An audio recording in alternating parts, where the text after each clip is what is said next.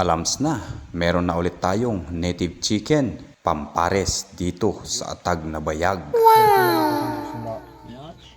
Mayat yan. Alright mga kamandirigma, narito ulit tayo sa ating munting probinsya.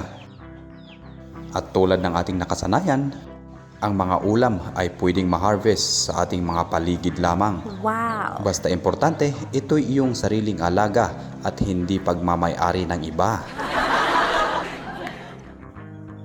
Abay, nung nakita ko yung utag na nakabilad sa taas, akalain mo ba naman nagsiliparan yung mga manok? Parang alam nila yung mangyayari.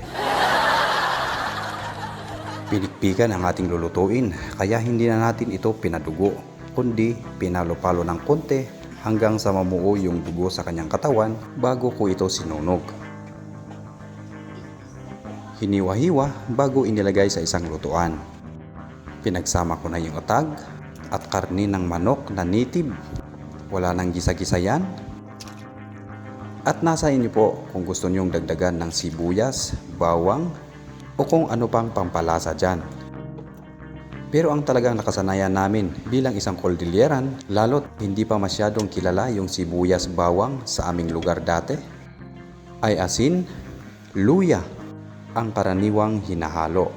Kung meron naman atag, ay special ito na panghalo. Pakuluan lang ng pakuluan hanggang sa ito'y lumambot. Pero syempre, kasabay na rin ng pag-iihaw ng ating bangos. At ayan, sama-sama nating pagsaluhan ang masarap na pinikpikan with Atag na Bayag. Wow! At hanggang sa muli mga kamandirigma, mabuhay po at ingat po tayong lahat. Alright!